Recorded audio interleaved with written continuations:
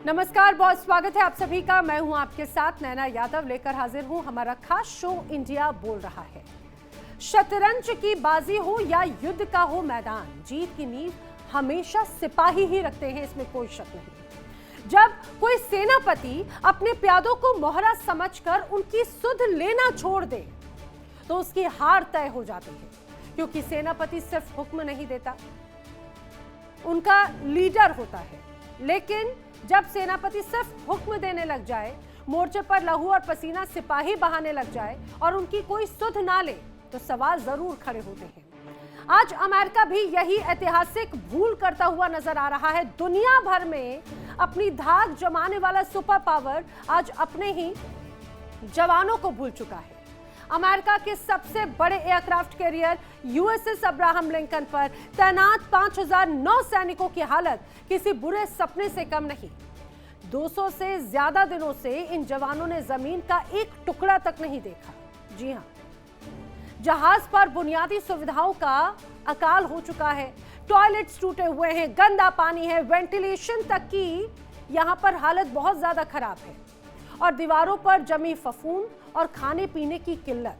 समंदर के बीचों बीच तैरते इस नर्क में कैद जवान शारीरिक और मानसिक रूप से टूट चुके हैं। जी हां, ये नर्क से कम नहीं है। जरा सोचिए, अगर आपको कोई 200 दिनों से ज्यादा दिनों तक ऐसे किसी स्थान पर छोड़ दे जहां पर खाने को जो बेसिक समस्याएं हैं वो लगातार नजर आ रही हो, खाने को कुछ ना मिले, जहां पर वॉशरूम तक की व्यवस्था ना हो, जरा सोचिए क्या हाल होगा। वॉशिंगटन में बैठे डोनाल्ड ट्रंप और पीट हेग्सेथ को इनकी कोई सुध नहीं, जो जवान वहां पर तैनात हैं। जब सेनापति अपने सिपाहियों की परवाह करना छोड़ दे तो जीत की उम्मीद खुद ब खुद दम तोड़ देती है। किसी भी जंग को जीतने के लिए सबसे ज्यादा अहम भूमिका वहां के सैनिक ही निभाते हैं, लेकिन जब सैनिक की स्थिति बद से बदतर हो जाए तो उस देश का जीतना मुश्किल हो जाता है, और ये बात हर कोई समझता है।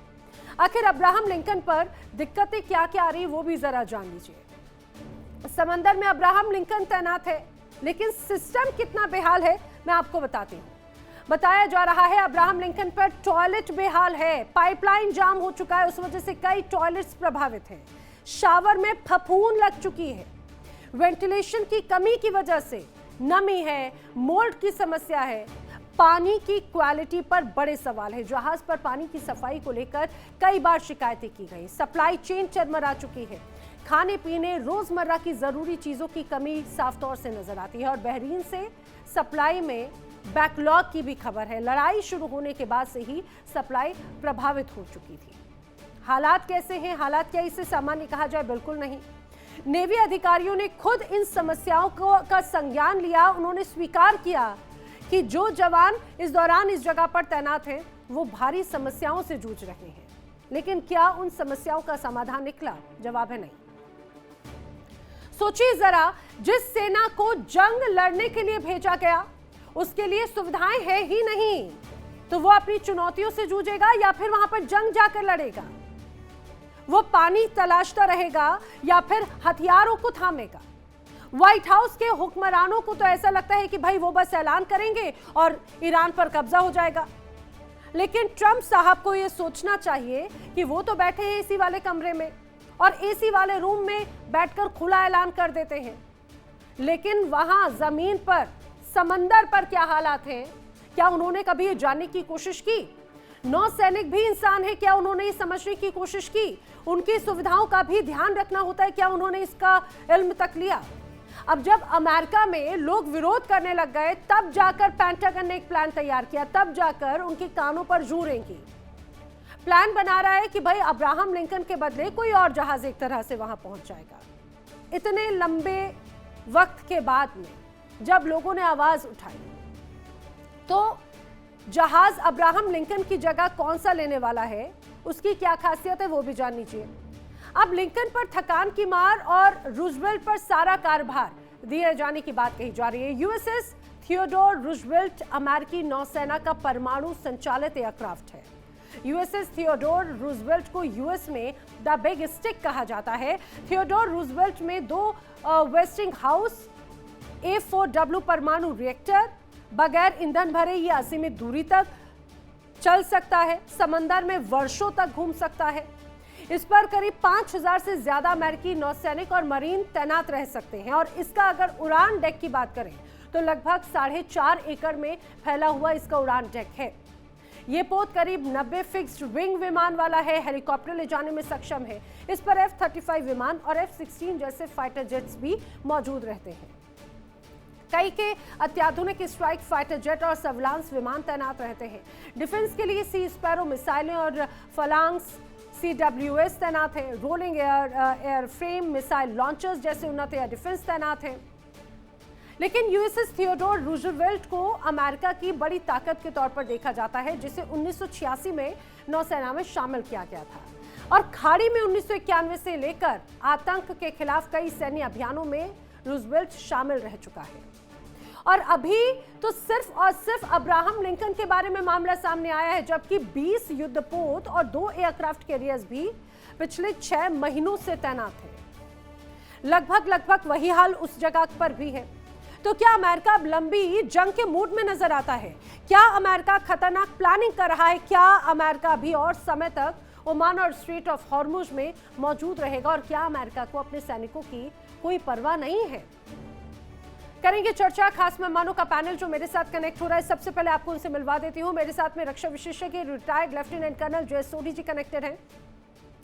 रक्षा विशेषज्ञ रिटायर्ड कर्नल एस के मालिक जी मेरे साथ में कनेक्टेड हैं। मेरे साथ अमेरिका से पॉलिटिकल एक्सपर्ट पूर्णिमा नाथ जी भी मेरे साथ में कनेक्टेड हैं। आप सभी का इस चर्चा में बहुत स्वागत है।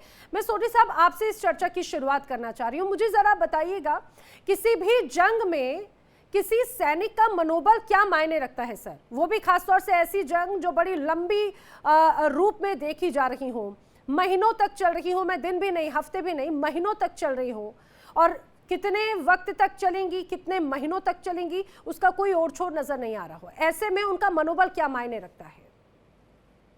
जय हिंद नैना जी। ये मेरा सौभाग्य कि मैं आपके न्यूज एंकर और विख्यात को पैनलिस्ट के साथ हूँ। इंडियन मिलिट्री एकेडमी जो देहरादून में स्थित है, जहां पे भारतीय सेना के अफसरों की फाइनल ट्रेनिंग होती है कमीशनिंग से पहले, वहां पे चेटवुड बिल्डिंग में बड़े बड़े स्वर्ण अक्षरों में लिखा है कि हर सैन्य अधिकारी के लिए 3 चीजें अमूल्य होती हैं। पहला, अपने देश की रक्षा, दूसरा, अपने सैनिकों का कंफर्ट, उनका वेलफेयर, और अंत में सैनिक अधिकारी का अपना कंफर्ट आता है। लेकिन डोनाल्ड ट्रंप ने तो चेटवुड क्रेडो का बिल्कुल उल्टा ही किया है। उन्हें अमेरिका की तो कोई चिंता है नहीं, किस तरह से अमेरिका का बेड़ा गर्क कर दिया 1.5 साल से जब से वो सत्ता में है। अपने सैनिकों का तो उनको कोई फिक्र ही नहीं है, हालांकि वो अमेरिका के कमांडर इन चीफ हैं, सेना, वायुसेना, नौसेना के। उन्हें सिर्फ और सिर्फ अपने आप से मतलब है, अपना पैसा बनाने से, अपनी शौर्य से, अपना सत्ता में रहने से। नैना जी देखिए, युद्ध के दौरान या युद्ध जैसी स्थिति के दौरान या पीस के दौरान भी, जब युद्ध नहीं होता है, तब भी सैनिक का मनोबल सबसे ऊंचा रखना हर सैनिक अधिकारी का दायित्व होता है। क्योंकि जिस दिन सैनिक का मनोबल टूट गया या गिर गया, उस दिन हार या डिफीट निश्चित है। जिस तरह से अब खबरें आ रही हैं यूएसएस लिंकन से, ये कितने शर्म की बात है कि अमेरिका जैसी महाशक्ति का एक एयरक्राफ्ट कैरियर पे जो सैनिक या सेलर तैनात हैं, उनके साथ कितनी आपदा में हैं, और अमेरिकी राष्ट्रपति कुछ नहीं कर रहे हैं उसके बारे में। इन सेलरों के 200 परिजनों ने, फैमिली मेंबर्स ने, हाल में ही अमेरिकी सेना के ऊंचे अधिकारियों को घेरा और इसके बारे में पूछा। ये चीज किसी भी देश की सेना में हो ना नैना जी, ये उस देश के लिए शर्म की बात होती है। और मैं फिर कहूंगा, एक महाशक्ति जैसी नौसेना में ये हो रहा है, डोनाल्ड ट्रंप को आज ही इस्तीफा देना चाहिए।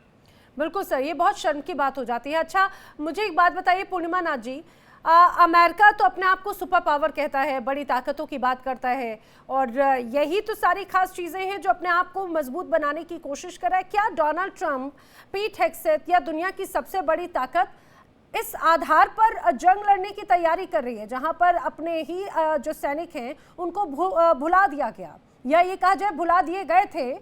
जब विरोध प्रदर्शन हुआ तब जाकर उनकी कान पर जू रहेंगी। ऑडियो अनम्यूट करना जी। जी जी।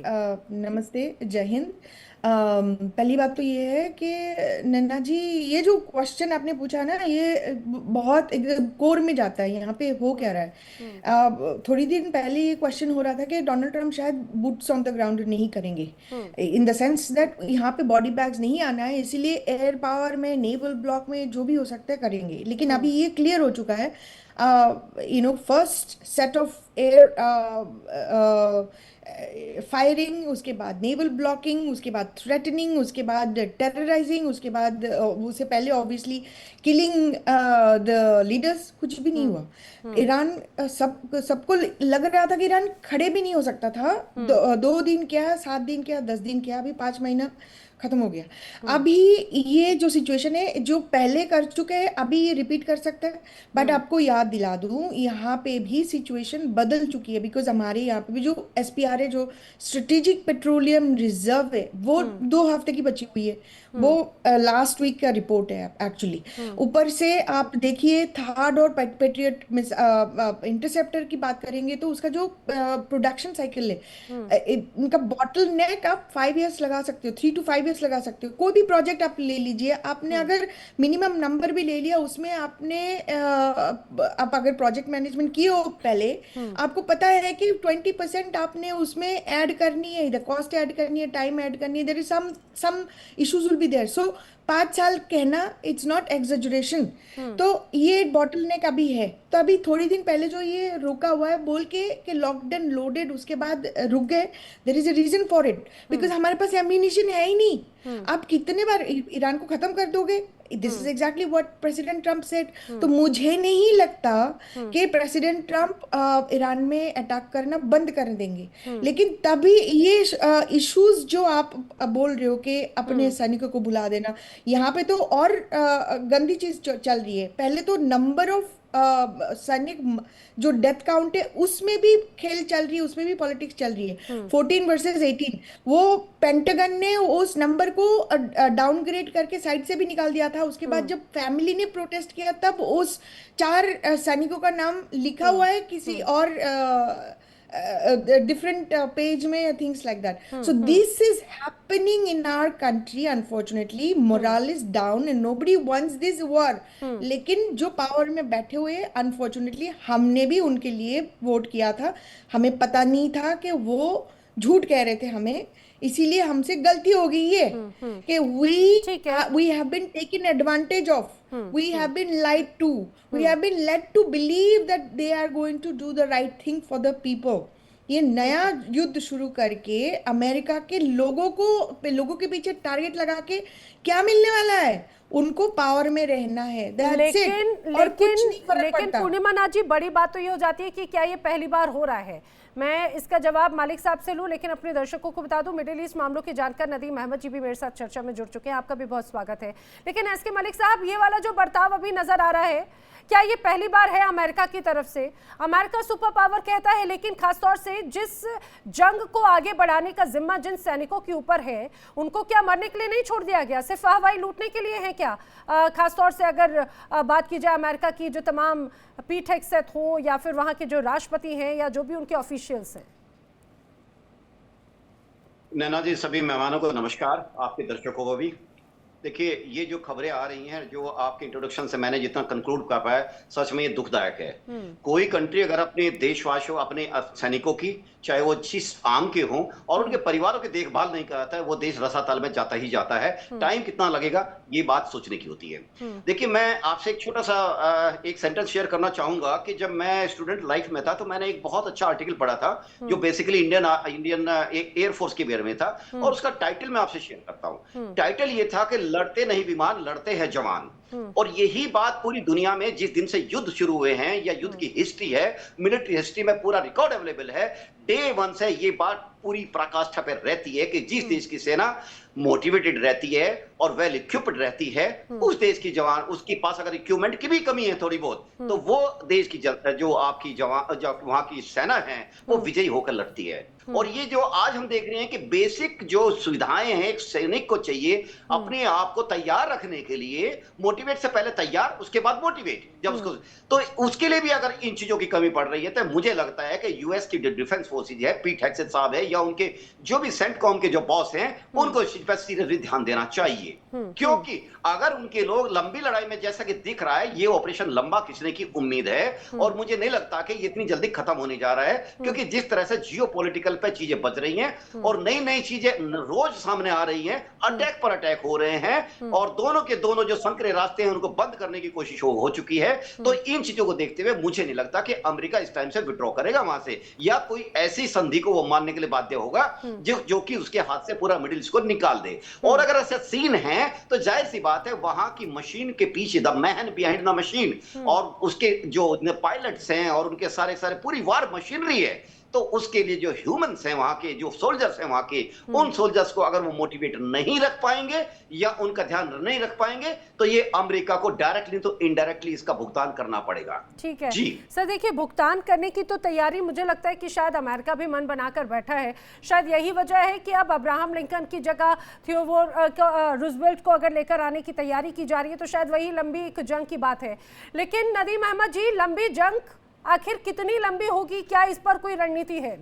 और जिस तरह से अगर जहाज बदलने की रणनीति है, तो क्या जहाज बदल देने से समस्याओं का समाधान या फिर उसका रास्ता निकल आएगा क्या? बिल्कुल भी नहीं निकलेगा। अमेरिका यहाँ पर आकर बहुत बुरी तरह से फंस गया है, और उसे जून 2025 से ही इस बात को समझ लेना चाहिए था कि ये राह उतनी आसान नहीं जितनी वो समझ कर बैठा था। ये जो मामला चल रहे हैं ना, पिछले तकरीबन 1.5 साल जिसमें डायरेक्टली इन्वॉल्व हो गया अमेरिका इजराइल के साथ साथ, ये उसने अपनी जान अजाब में फंसा दी है। और बार बार शर्मिंदगी उठाने के बाद, बार बार पिटने के बाद, आप कहेंगे मोरल डाउन हो रहा है, मैं कह रहा हूं कि ये इतनी बुरी तरह से फंस गए कि आज तक नहीं फंसे थे। ये तो वियतनाम से भी बुरी तरह से पिटेंगे यहाँ। और अभी अफगानिस्तान का हाल आपने देखा है, बेइज्जत और रुस्वा होकर ये वहां से निकले थे।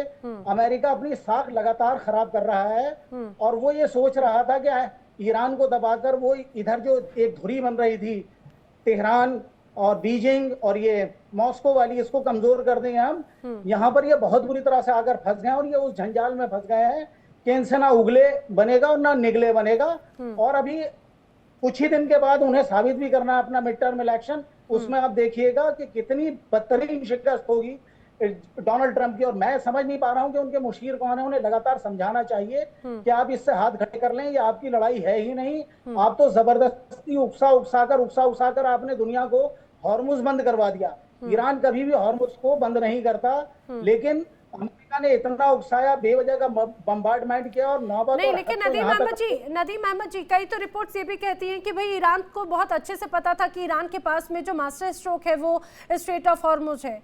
ठीक है, अभी तक उसको इस्तेमाल करने का मौका नहीं मिला, लेकिन शायद यही वजह है कि अब सिर्फ वो स्ट्रेट ऑफ हॉर्मुज नहीं, बाब अल मंदेब हो या अलग अलग जगहों पर पहरेदारी जहां पर उनको ब्लॉकेट लगाने की तैयारी है। अगर बाबल मंदब उधर से बंद करवा दिया हुसियों से, तो उन्होंने एक बार ट्रेलर दिखाया था पिछले साल 2025 में। इतनी ज्यादा महंगाई बढ़ जाएगी, वर्ल्ड क्राइसिस इतनी आप समझ नहीं सकते हैं। अभी तो एनर्जी क्राइसिस हो रहा है, उधर से तो ट्रेडिंग होती है बहुत तगड़ी। ये तो अमेरिका को यहाँ से भाग जाना चाहिए, और जैसे तैसे करके अभी मुआहदा भी हो गया था, पाकिस्तान इसमें पेशकश कर रहा था और दुनिया के दूसरे देश, उसमें अमेरिका को अपनी साख को बचाते हुए भाग लेना चाहिए था। अमेरिका तो पता नहीं क्यों ये जबरदस्ती आकर लड़ रहा, बैल मुझे मार। उसको यहाँ से बहुत कुछ नहीं मिलने वाला, जैसे इराक से मिल गया था। इराक को उसने बहुत बुरी तरह से लूटा है, या सऊदी अरब से वो अपनी फौज को आपकी इस बात पे शायद एसके मलिक साहब इत्तेफाक नहीं रखते, उनका जो रिएक्शन मैं समझ पा रही थी। मलिक साहब, बात से भी इत्तेफाक नहीं रख रहे थे। नैना जी मैं ईरान से भी पहले इत्तेफाक नहीं रख रहे थे लोग, ईरान कुछ कर लेगा। आप देख रहे हैं ना ईरान ने क्या हस्तक्षेप कर दिया है। महाशक्ति की सारी जो उसका जो पूरा एक हवा मचा हुआ था, उसको भी तोड़ ताड़ कर फेंक फाक दिया एक तरफ। ठीक है, उनका रिएक्शन जान लेती हूँ जी। नहीं, मेरा मात्र इतना कहना है नाना जी, ये बात आज की डेट में, आज जब एमओयू हुआ था उससे पहले क्या हो रहा था, उससे पहले ईरान के कसीदे पढ़े जा रहे थे और अमेरिका को बुरी बुरी बातें कही जा रही थी, खासकर ऑपरेशन के सिलसिले में with respect to the parameters. देखिए, उसने एमओयू किया, तोड़ने में कितना टाइम लगा? मात्र 3 दिन या 4 दिन। देखिए, अमेरिका के पास कोई एथिक्स नहीं होते, ना अमेरिका एथिक्स पे चलता। अमेरिका को मकसद है अपनी सुपरमेसी हेजीमनी को बनाए रखना। और आप ये याद रखिएगा, अगर अमेरिका यहां से हार के लौटा तो अमेरिका का इकोनॉमिकल डाउनफॉल तय है, निश्चित रूप से तय है। जीसीसी कंट्रीज उसको कोई भाव नहीं डालेगा, ये सारे के सारे जाके ईरान की तरफ ऐलान होंगे, क्योंकि इनको अपनी देश चलाना है, अर्थव्यवस्था को बचाना है, डुबाना नहीं है। लेकिन इसके साथ साथ ईरान ये सोचता है कि इस पूरे खित्ते का सुपर पावर बनेगा, वो भी मेरे ख्याल से मिसकैलकुलेट कर रहा है। ये बात सही है कि उसने अपने जो राइट लेफ्ट आर्म, जो भी आप उसको कह लीजिए, उसने बाब अल मंदेब पे बैठाए हुए हैं, लेकिन अमेरिका चाहता है कि उस पर इंटेंसिटी बढ़े, बाब अल मंदेब पे हुती ज्यादा अटैक करे। वो चाहता है इस बात को, वो इसलिए चाहता है कि इंटरनेशनल कम्युनिटी को वहां पर ड्रॉ कर सके, खींच सके। और ये बात जो है कि आज यूरोप चुपचाप बैठा हुआ है, नेटो चुपचाप बैठा हुआ है, और बाकी देश, मिस्र जो कि इतना सारा उसका रेवेन्यू आता है स्वेज कैनाल से, मिस्र की अर्थव्यवस्था एक तरह से कितना हिट लेगी। इसके साथ साथ चाइना का हिट होना, इसके साथ साथ रशिया का हिट होना। रशिया का पूरा ऑयल भारत में कहां से आता है? मैक्सिमम इधर से ही आता है। इसके साथ साथ जितने दिए देश है, बड़े बड़े देश जो चुपचाप बैठे हैं आज चादर ओढ़ के, ये सारे सबको सीन में आना पड़ेगा। तो अमेरिका चाहता है कि हुती अपने इंटेंसिटी बढ़ाए, ऐसा मानना है। हालांकि बात यह अलग चीज है कि इसको ईरान शायद अपनी विजय के रूप में देख रहा है। ये विजय के रूप में नहीं, ये गले की फांस फंस जाएगी पूरी दुनिया के सामने, और ईरान जितने मित्र कमाएगा उससे ज्यादा दुश्मन भी बना लेगा। मेरा इतना सा कहना है कि जियोपॉलिटिकल इतना सिंपल नहीं होता। इसके बदलने में जो सामने ऑप्टिक्स दिखते हैं, इसके पीछे बहुत कुछ चल रहा होता है, और आज भी बहुत कुछ चल रहा है। अमेरिका जो कह रहा है कि बातचीत चल रही है, हमें नहीं पता वो किससे चल रही है, वहां के जो धार्मिक नेता से चल रही है, या IRGC से चल रही है, या वहां के जो और जो ग्रुप्स हैं उनसे चल रही है, पेजिस्कियान से चल रही है, किससे चल रही है। बात सही है कि अमेरिका लॉन्ग रणनीति पर चल रहा है। अमेरिका की जीत इसलिए नहीं होती कि वो जाके ईरान पे उसकी जमीन पर कब्जा करके बैठ जाए। देखिए, अमेरिका की जीत के पैरामीटर्स अलग है, वो दूसरे देश को तबाह कर देगा ताकि वहां पे अमेरिकन हित जो है वो ऑटोमेटिकली बैक चैनल। लेकिन सर, इसमें एक और बात, एक और बिल्कुल आपने बहुत दुरुस्त बात कही, लेकिन एक और बात ये समझनी चाहिए ना कि जिससे बात करने की बात है, लगातार ईरान तो कह रहा है कि भाई मुश्तबा खामनेई से डायरेक्ट और इनडायरेक्ट वे में बातचीत हो रही है, लेकिन उन्हें किसी ने देखा नहीं। आज एक वीडियो जारी किया गया, वो पता नहीं कब का उनका आर्काइवल वीडियो है, इस पर भी एक बड़ा जरूर क्वेश्चन नजर आता है। लेकिन जय सोडी साहब, मुझे जल्दी से ही बताइए, क्योंकि ऐसा लगता है कि अब इस युद्ध की मियाद बढ़ गई है, और उस युद्ध की मियाद को बढ़ाने वाले या मौजूदा वक्त में सबसे ज्यादा इंगेज रखने वाले अमेरिका के जवानों को एक बहुत बड़ा जिम्मेदार कहीं ना कहीं इजराइल है, क्योंकि इजराइल तो कह रहे हैं कि आप भले ही जितने शांति पत्र पर साइन कर दो, लेकिन हम अपनी सेना भी नहीं हटाएंगे, हम नाकाम यहाँ पर शांति लाने देंगे। और अगर आज जवानों के ये हालात हैं तो उसमें बहुत बड़ी जिम्मेदारी इजराइल की है। नैना जी, आपने सही कहा। डोनाल्ड ट्रंप ये युद्ध ना शुरू करना चाहते थे, ना युद्ध विराम को तोड़ना चाहते थे। ये इजराइल ने उन पे दबाव डाला, क्योंकि इजराइल के पास या मोसाद के पास डोनाल्ड ट्रंप के काली करतूतें हैं, जो कि इप्स्टीन फाइल्स के हर तीसरे चौथे पन्ने पे हैं।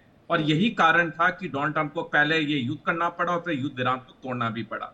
लेकिन बेशक इजराइल जितना भी दबाव डाले, फाइनल डिसीजन तो डोनाल्ड ट्रंप का था। यस। आदमी पे नैना जी कोई भी दबाव आए, आदमी का कैरेक्टर कब सामने आता है?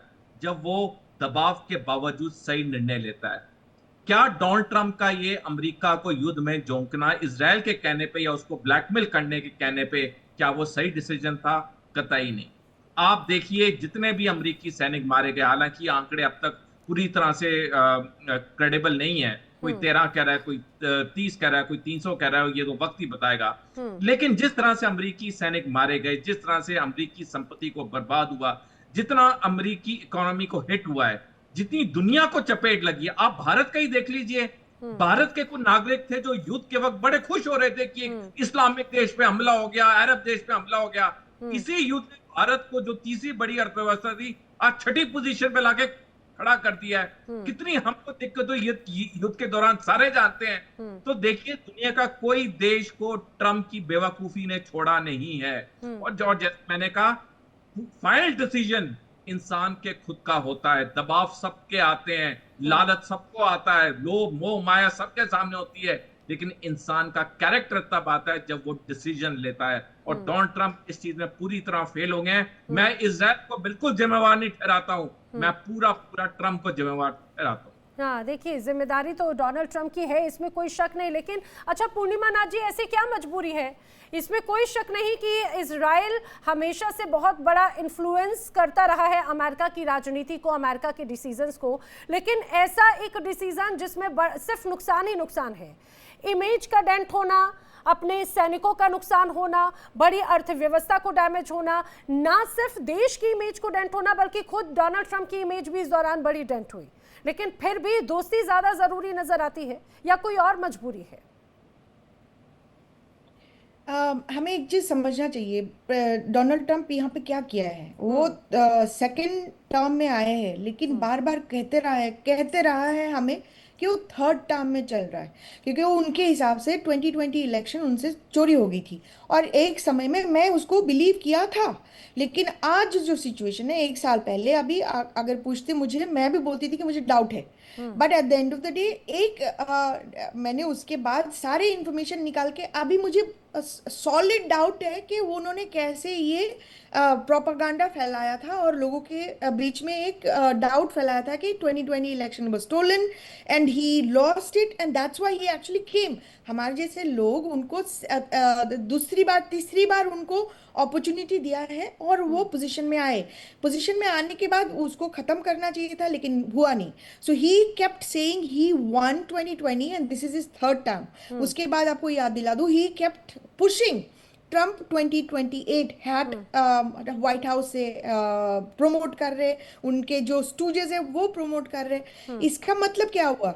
इन आवर कॉन्स्टिट्यूशन के हिसाब से 2 टर्म होती है हमारे प्रेसिडेंट की, वो भी elected. But at the end of the day he is actually trying to brainwash and narrative ऐसे फैलाया गया है कि he is the king of this country, he is not living anywhere. उसको रेपुटेशन का कोई चिंता नहीं है। आप रेपुटेशन की चिंता बोल रहे हो, उनका पोल रेटिंग की बात कर रहे हो, अभी 30% प्लस 30 प्लस लोअर 30s में अभी है।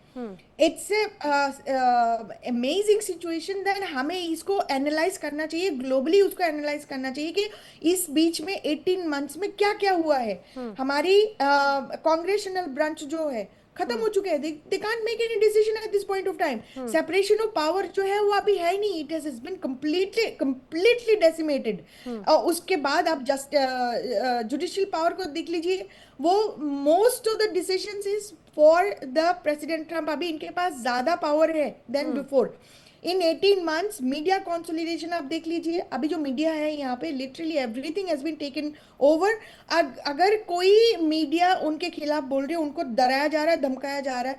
हमारे कॉन्स्टिट्यूशन में ये तो फ्रीडम अच्छा, दिया लेकिन हुआ है प्रेस पूर्णिमा का। जी, मैं ये भी समझना चाह रही हूँ कि फिलहाल अभी आप अगर कह रहे हैं कि Donald Trump is the king, अगर उन्हें ऐसा लग रहा है, लेकिन असल में अमेरिका की कमान डोनाल्ड ट्रंप के हाथ में है। डोनाल्ड ट्रंप की कमान किसके हाथ में है? नेतन्याहू के हाथ में है क्या? मैं वही तो बोल रही हूँ कि इस युद्ध में जबरदस्ती अगर झोंका गया, इतना क्या इन्फ्लुएंस है? अभी सोडी सर तो बताया था कि Epstein file was a big deal. यहाँ पे तो सारे फाइल रिलीज भी नहीं हुआ है। उसके बाद उसको खत्म करने के लिए आपको वहां पे मैं लेके जाने वाली थी। तो कल की बात है, आपको मैं बता दूं, हमारे यहाँ पे अटॉर्नी जनरल को कंफर्म किया गया है, जो हमारी प्रेसिडेंट की पर्सनल लॉयर थे। He was the criminal defence lawyer. उनके जो लिटरली करियर का whole highlight is working and protecting and saving Donald Trump. He has been confirmed by the Senate of our country to be the Attorney General of America. इसको मैं भी oppose करती हूँ, because at the end of the day अगर आप सारा life आपने एक आदमी को प्रोटेक्ट किया, आप सबको प्रोटेक्ट नहीं करने वाले हो। आप अटॉर्नी जनरल ऑफ अमेरिका नहीं बन सकते हो। आप eight the end of the day हुआ क्या है, यहाँ पे हमारे सारे ब्रांचेस को कंसोलिडेट किया गया है। This is the point I am trying to tell you. अभी जो आप बोल रहे हो डोनाल्ड ट्रंप के हाथ में कुछ नहीं है, सब कुछ है। He doesn't want to leave the position. अभी जो ये इलेक्शन होने वाली है थोड़ी दिन में, हमारे यहाँ पे मिलवाकी में, विस्कॉन्सिन में अगस्त 11 ट्यूसडे को जो प्राइमरी होने वाली है, उसके बाद नवंबर में इलेक्शन होने वाली है। ये इलेक्शन कैसे जाने वाला है, this is something that to be watched for, because I think he doesn't want to leave. और उसको हड़पने के लिए कुछ भी करेंगे। डिक्लेरेशन तो नहीं करेंगे शायद eight this point of time emergency, but उसको चेंज करने के लिए कुछ भी कर सकते हैं। उनके पास टेक्नोलॉजी है, उनके पास पावर है, उनके पास सारे डिपार्टमेंट्स है, सारे लेजिस्लेटिव प्लस जुडिशियल पावर उनके पास है। अब तो अटॉर्नी जनरल तो फिर लिटरली डिसेंटर्स और लेकिन जनता की पावर है या नहीं, बात तो ये करती है ना, जनता की पावर है या नहीं। क्योंकि जनता की अगर अधिकार या जनता के साथ की बात करें तो वो तो देख रहे हैं ना अपने सैनिकों का हाल। वो ये देख रहे हैं कि भाई उनका जो नेता है वो अपने देश की आवाम के साथ, देश की जो सैनिक है उनके साथ में क्या बिहेव करता है, क्या स्टैंड लेता है। नदीम अहमद जी, इसके बारे में पूछ रहे हैं आप क्या? ट्रम्प के बारे में पूछ रहे हैं? जी बिल्कुल, अपने सैनिकों के साथ में स्टैंड नहीं कर पा रहे ना वो। जी नहीं, वो तो कुछ स्टैंड ही नहीं ले पा रहे हैं, वो तो अपना स्टैंड दूसरे को दे चुके हैं। ये असल में लड़ाई मैडम है ही नहीं अमेरिका की। अमेरिका तो बेवजह आ गया उसके बुलाने पर इसराइल के यहाँ तक कि बम मार दूंगा और ये सारा न्यूक्लियर प्लांट इनका ध्वस्त कर दूंगा, ये कर दूंगा, वो कर दूंगा। ये अमेरिका की लड़ाई कहाँ? और इसमें बेवजह बेचारे फंस रहे हैं अमेरिकन फौजी, जो लड़ने से घबरा रहे हैं, जो मरने से घबरा रहे हैं। अभी बहुत लंबे टाइम तक मैडम ये बिजी रहे, एंगेज रहे अफगानिस्तान में, और ये हश्र देख चुके हैं। और ये ऐसी बात नहीं है, ये जो समंदर वाली जो नेवी का सिस्टम है अमेरिका की, ये डिफेंस एक्सपर्ट था बैठे हुए, इन्हें मालूम है कि अमेरिकन सोल्जर्स इस बात को बहुत अच्छे तरीके से जानते हैं कि जो ईरान है एक मजबूत नेवी की पावर रखती है और उसकी मदद कर रहा है पूरी तरह से चाइना। उनके पास इक्विपमेंट्स हैं मैडम, वो इनके बड़े बड़े जहाज को, थाड़ सिस्टम को, सबको फेल कर चुका है। तो वो लड़ना ही नहीं चाहते, तो जबरदस्ती उन्हें लड़ा करके ये खोलो वो खोलो, दुनिया को एनर्जी क्राइसिस की तरफ बेवजह धकेल दिया। इनकी तो मार्केट चल रही है अपनी, शेयर मार्केट ही अपनी खोल लेते हैं, अप डाउन कर लेते हैं। ये जो विकसित देश है उनके लिए मुसीबत आती है। अभी हमारे यहाँ सिलेंडर कितना महंगा हो गया था, किस कदर महंगा हो गया था, पेट्रोल का रेट बढ़ गया है, पेट्रोल के लिए क्या क्या करना पड़ रहा है हमें। आप सोचें कि ये एक आदमी जो अपने मुंह से कभी कुछ बोल देता है, सुबह कुछ है, शाम को कुछ है, पल में तोला पल में माशा, ये कहाँ है? और ये तो अमेरिका की जनता को सोचना चाहिए। मागा के लिए आए थे साहब, यानी अमेरिका की साख को ऊपर करने के लिए, उसे ग्रेट बनाने के लिए, तो अमेरिका की साख को खराब कर रहे हैं। आज मिडिल ईस्ट के अंदर पिछले 1.5 साल के अंदर ये जो लड़ाई हो रही है, जैसे भी हो रही है, इससे तो बोल खुलकर रह गई ना कि अमेरिका तो अपने अलाई की भी सिक्योरिटी नहीं कर पाता। कतर के ऊपर मिसाइलें मार रहा है वो, ईरान उधर मार रहा है यूएई के ऊपर, ये तो कुछ नहीं कर पा रहे। ये तो मुआहदा करने को भी तैयार हो गए थे। अब ना जाने क्या बातें हैं, क्या चक्कर है कि मुआहदे को तोड़कर फिर इन्हें ऐसा लगा कि मैं कुछ दिन का मैंने ब्रेक ले लिया, अब मैं लड़ लूंगा, लेकिन ऐसा होगा नहीं। मैं आपको बताऊं, ठीक है, लेकिन अगर ये जंग अगर लंबी भी खिंचनी है सर, तो सबसे महत्वपूर्ण बात तो ये है कि आखिर कौन सी बैसाखी पर इस जंग को आगे लेकर जाने की कोशिश कर रहे हैं। जो सबसे बड़ी बैसाखी है उनके सैनिक, वो जो सबसे बड़ी बैसाखी है उनके सैनिक वही लड़खड़ा रहे हैं। वही बैसाखी ऐसा लग रहा है कि बड़ी कमजोर होती नजर आती है, क्योंकि जो तन से, मन से या दिमागी तौर से मजबूत नहीं, आखिर उनके आधार पर इस जंग को कैसे लड़ेंगे और आखिर उनको समझेंगे कैसे, बड़ी बात है। आप सभी मेरे साथ इस चर्चा में शामिल हुए, आप सभी का बहुत बहुत शुक्रिया। यहाँ पर रुक रही एक छोटे से ब्रेक के लिए, जल्द हाजिर होंगे। देखिए इंडिया डेली 24/7 अब आपकी स्मार्ट टीवी पर। इंडिया डेली मौजूद है सभी डिजिटल प्लेटफॉर्म पर लाइव और लगातार। इंडिया डेली 24/7 हर दिन राष्ट्र को समर्पित।